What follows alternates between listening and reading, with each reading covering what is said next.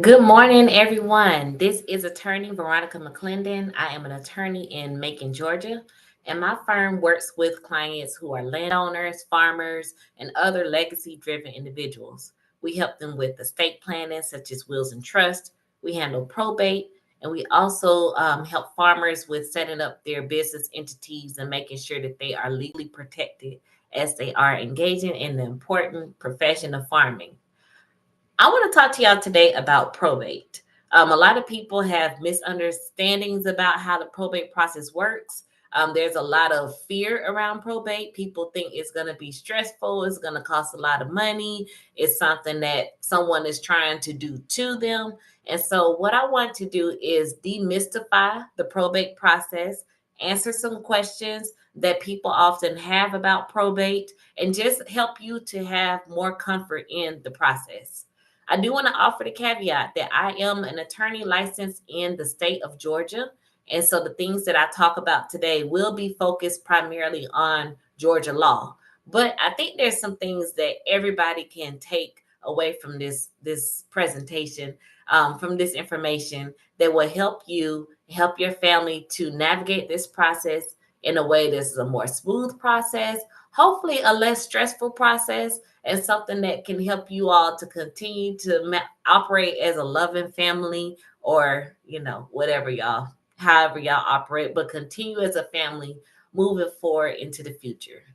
So we're going to hop right in with three critical things, three crucial things that families must know, that heirs must know about the probate process.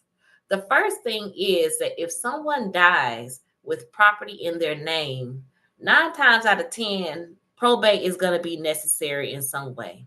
Now, if that person had a trust and they transferred their property into a trust while they were living, at the time of their death, probate might not be necessary. But what we're talking about is situations where where the person did not leave a trust and they own property that was in their name at the time of their death.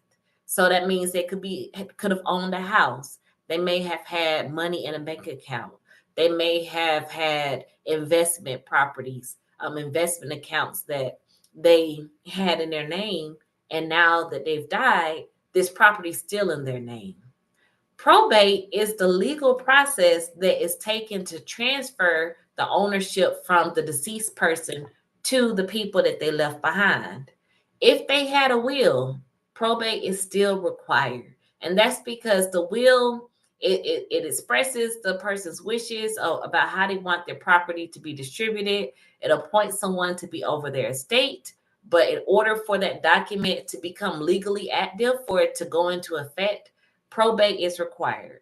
And so it's important that everybody know that if someone owned property in their name at the time of their death, likely probate is going to be required.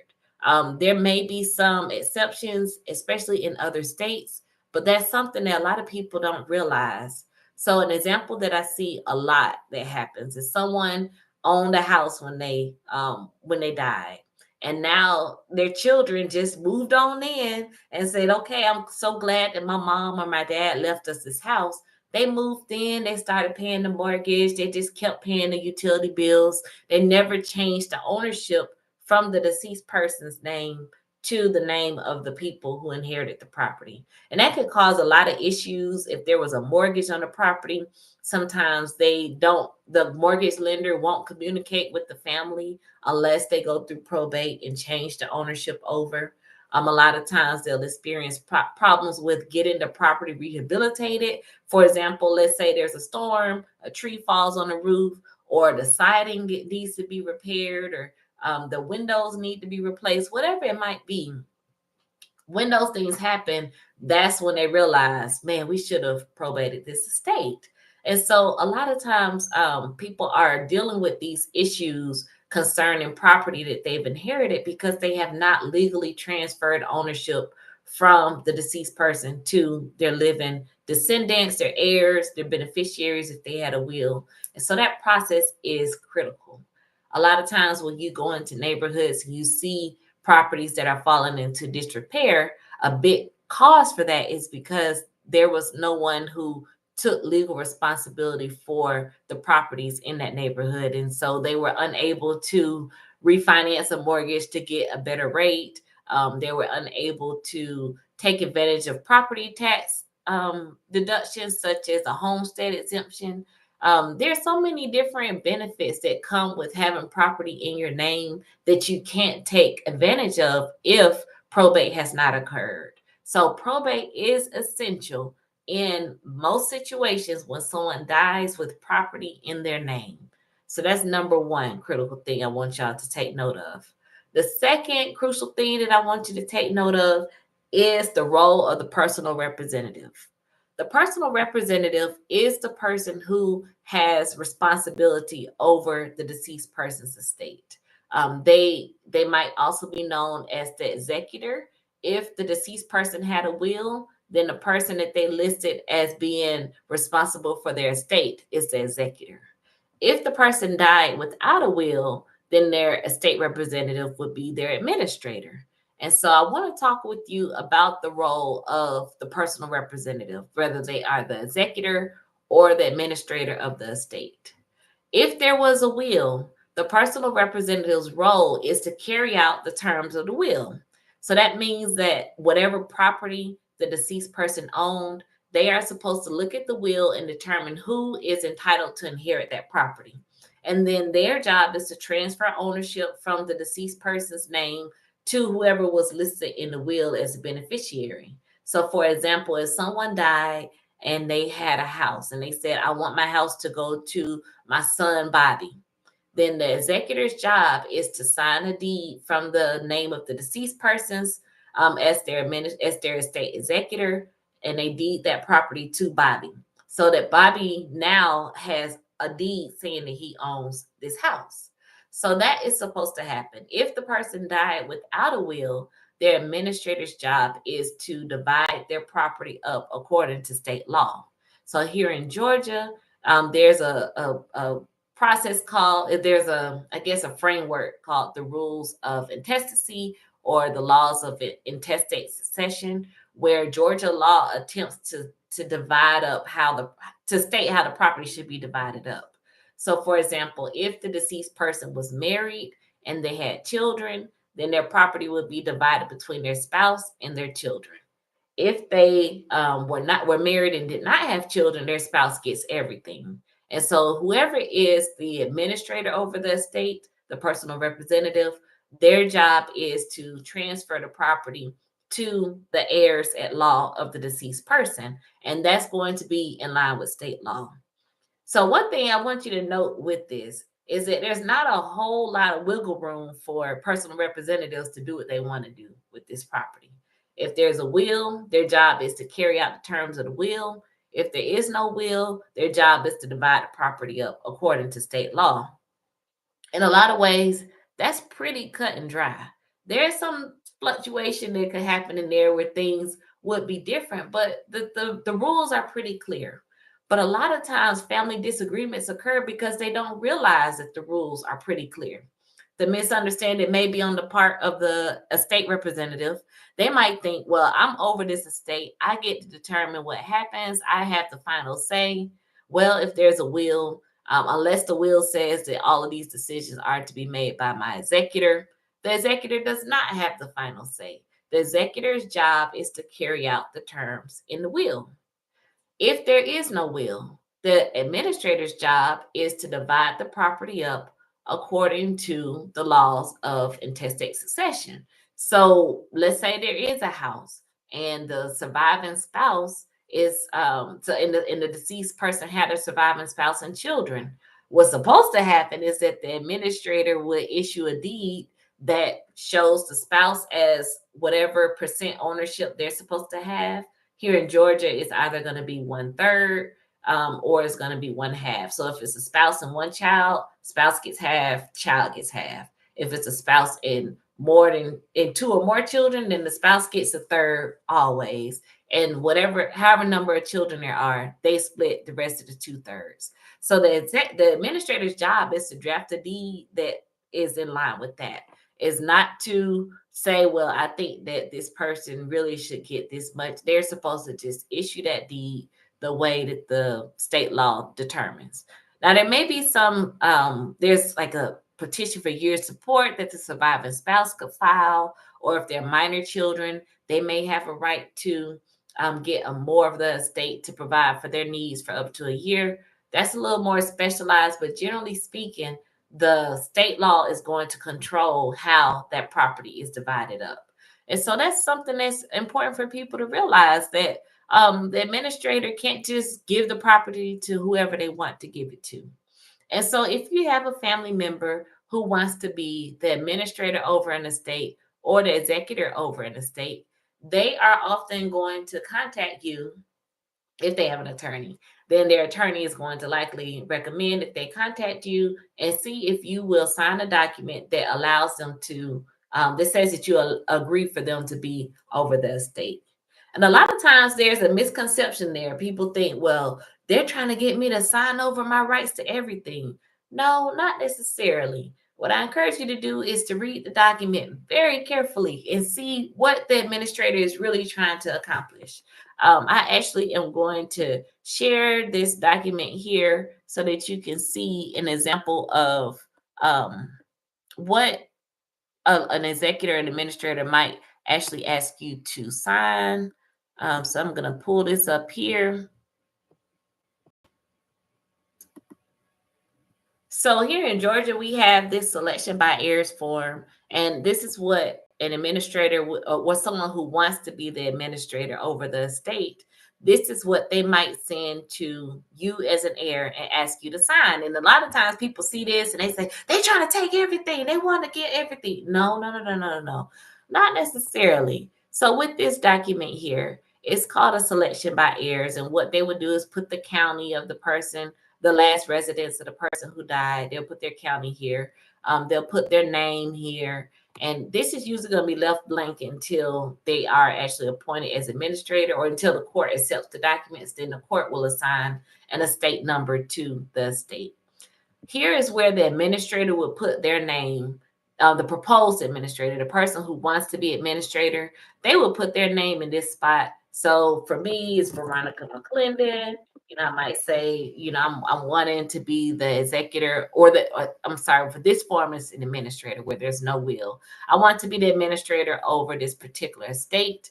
And here are some options that the heirs will have to choose from in order to say whether or not they agree to this person. Well, first, being an administrator, if you sign this document and don't initial any of these options, you just sign it and have it notarized, then you're saying to the court, I want Veronica McClendon, or whoever's name is here, I want them to be administrator, but I don't want them to have anything else. They're going to have to go to the court every time they want to do anything else with the estate. So if you sign here and then have it notarized and send it to the court without selecting these options, what you're saying is, I want this person to be administrator, but they're still going to have to update me on this estate.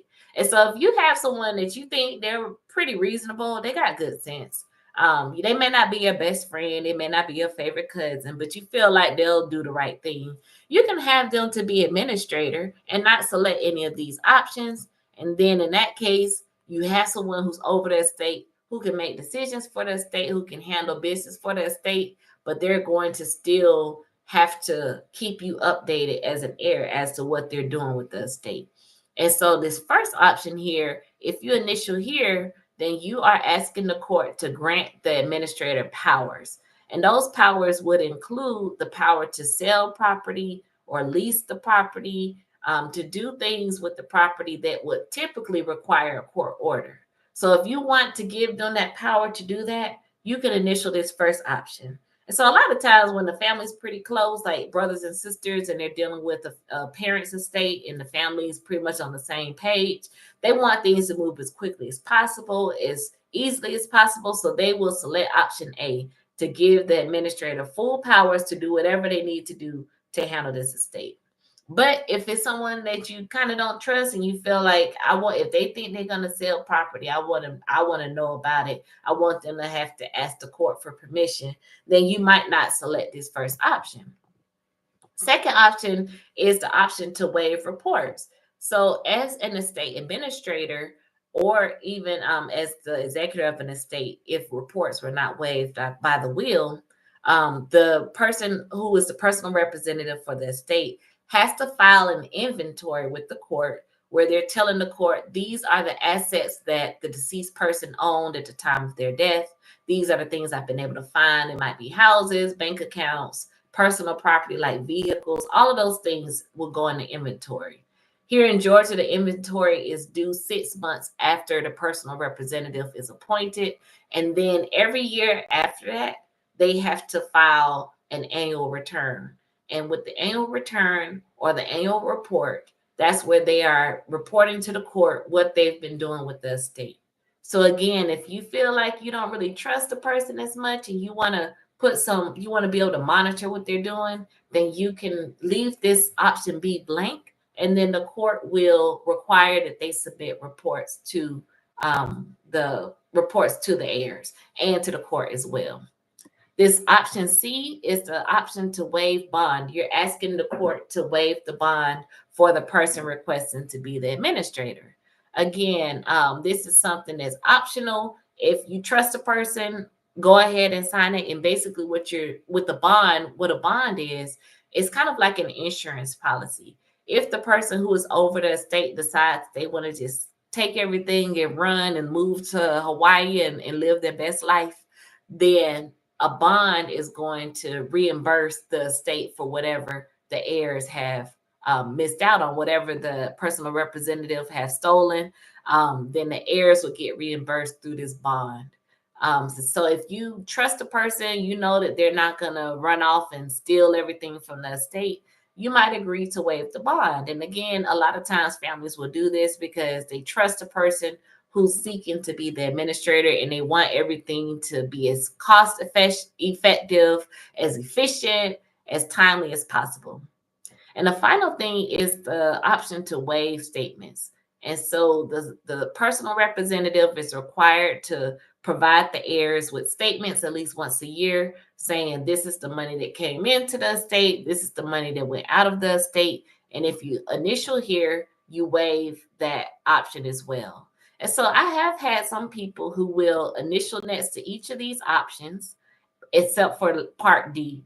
And what they're saying is, hey, you don't have to report to the court. You don't have to ask the court for permission to sell the property. You don't have to get a bond, but I do want to get an annual statement of how you use the money in the state, what you received, what you put out. And I think it's reasonable to request this option because it just provides a layer of accountability.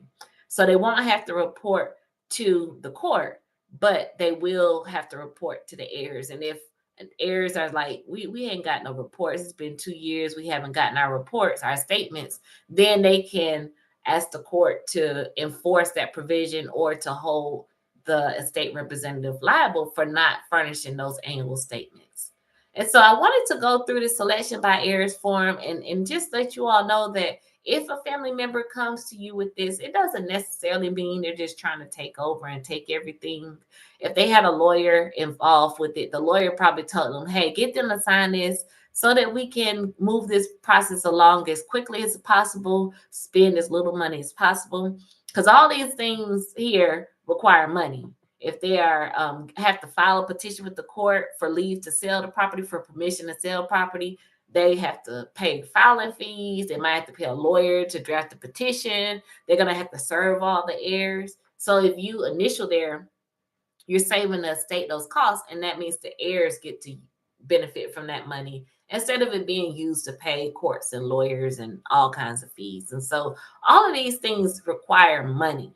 And if you can waive those requirements for the administrator, it's going to make their job a lot easier, and it's going to cost the estate a lot less money. So I wanted to share that with y'all so that you can see what might be presented to you and have some understanding about what might be being asked of you. The third thing that I wanted to point out actually should have been a first thing. What's probate anyway? So I wanted to just explain what probate is and make sure you understand that it is a legal process. And it's a legal process of changing the ownership of property from the deceased person's name to whoever they left behind. If they had a will, that will is going to name who who the beneficiaries of the estate would be, and if there is no will, then the state law determines who those individuals are. And so probate is that legal process. It starts by filing a petition with the probate court. Again, this is Georgia law. There might be other states. Other states may have a different process, but here in Georgia, it would start with filing a petition in the probate court. The petition would be specific to what's going on. If there's a will, then you would file a petition to probate the will. If there was no will, if it's an estate where no will was involved, then you will file a petition for letters of administration. And then there's some other options available as well, depending on the specific circumstances of the case. There's also a petition for no administration necessary. If you just need a court order saying, hey, all the heirs are in agreement as to how the property in this estate is going to be divided, there's no need to appoint an administrator or an executor over the estate. The heirs have agreed, the creditors have been notified, and all is good, and we don't need to administer this estate. So those are the way that you would start the probate process, by filing a petition. You will have to notify the heirs of the estate that the petition is being filed. So they have a right to receive a copy of the petition, and to make sure that if they disagree with it, they have an opportunity to object to it. If they agree to it, then everything just continues to move smoothly. If everybody in the family has agreed to this person being administrator over the estate, then they are going to publish it in the newspaper. And the reason why they publish it in a newspaper, the court is going to publish it in a newspaper. And the reason why is because they want to make sure that you didn't leave anybody off. So you might say, oh, my dad only had 4 kids. In your mind, you're saying, I'm not counting the outside kid. If you file in a newspaper, you say John Doe had 4 kids, the outside kid, the child who would be, the more formal term is the illegitimate child. That child would hopefully get notice that this petition is being filed and that their father's estate is being settled, and they will have an opportunity to stake a claim in the estate. So it's going to go through the newspaper so that anybody who is out there who needs to know can be notified. And then once that process is complete, nobody objects, the court is going to appoint the person either as the executor if there was a will, or they will appoint the person as the administrator if there was no will. And that's going to be where the process really gets going, where the administrator or the executor will have the power to carry out the terms of the will if there was one, or carry out whatever is required under state law.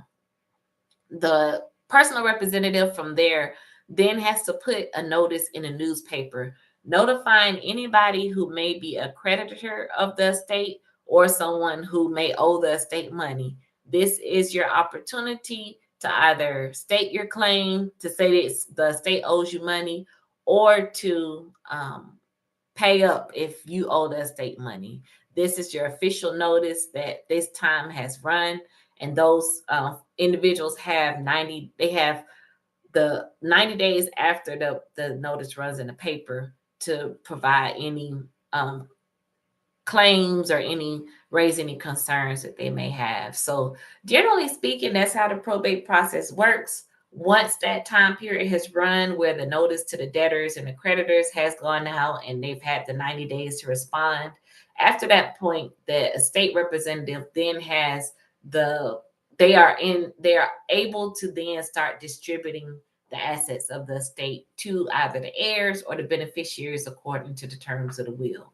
And their goal is to complete this process as quickly as possible, because you want to go ahead and get people their stuff, get it out of the estate, and move on. Everybody move on with their lives. The probate process is not supposed to be a lifetime appointment. It's not supposed to be something that you do forever and ever and ever. It's something that you're supposed to try to get in there, get everything distributed to the heirs, and get out of there as quickly as possible.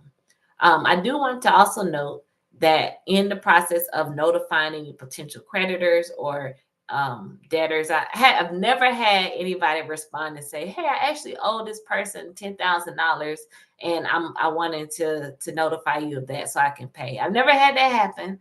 One day it'll be a nice surprise to be able to tell my clients, "Hey, somebody that owed your parent money called us and said they're ready to pay," but I haven't had that happen yet. But once that process is complete, where the creditors usually have been notified, if anybody stakes a claim and says, "Hey, this person owed me money," then the estate administrator is supposed to pay them first before they give property to the heirs or the beneficiaries. One note on that, or two notes on that. First, creditors are usually willing to negotiate the payment. If they know they're going to get their money, then they'll be willing to negotiate for a lower payment. So keep that in mind. Don't just start paying people. Think about, okay, how can I negotiate this down so that I can still preserve some of the assets for the heirs? Another thing to keep in mind about paying creditors is that there is a hierarchy, and maybe one day I'll go through the hierarchy of creditors. There is a hierarchy of creditors, and you don't want to just start paying people, because there's some people who have a higher priority than others. For example, a funeral home, or people who were taking care of the deceased person before they died, medical expenses and things like that, those have a higher priority than some debts. So that means that perhaps they may have owed the utility company for the light bill that wasn't paid for a few months. The funeral expenses is going to come out first. Also, the expenses of administration, the cost to file petitions with the court, serving the heirs, even the compensation to the administrator and the executor. I forgot to mention that the executor and the or personal representative or administrator, whatever you're calling them, they are usually entitled to compensation unless the will waive that compensation. So whatever it costs to get this process going and completed, those costs come out earlier than some other expenses. And again, I will maybe do a video in the future to talk about the priority of claims, but it's important to note that some claims have higher priority than others. So you don't want to spend all your money paying somebody at the bottom of the list when there's somebody at the top of the list who's going to be waiting for their money. So just keep those things in mind when it comes to the probate process. My goal with this video was to break down the process a little bit. One, to help you to know how important probate is when someone has died and they own property in their name. Two, to make sure you understand how the process works. So if you are ever involved in this process, and chances are most of us will have to deal with probate at some point in our lives. We will have a loved one who leaves property to us, and we will be involved in their estate. More than likely, each of us is going to experience that at least once. So it's important that you know how the process works so that you're not blindsided and wondering, are they trying to take something from me? Are they trying to hurt me? And also, when it comes to probate, a lot of times families are spending so much time fussing and fighting that they don't get anything. The administrator, the person who wants to be administrator, gives up. They're like, "I'm tired of dealing with these folks. I ain't going to worry about it." And so then everybody misses out. And I've seen that happen too much. And I don't want it to happen to you. So I hope this video has been helpful, that you've received some tips that will help you navigate the probate process. If you know someone who's dealing with probate, please share this video with them. Or if you ever deal with it, come back and watch the video and see if it's helpful to you. Let me know in the chat if there are any questions that you have, anything that I can do another video on to help explain the process a little bit better. Until then, I look forward to seeing you on the next video. Y'all take care and be blessed.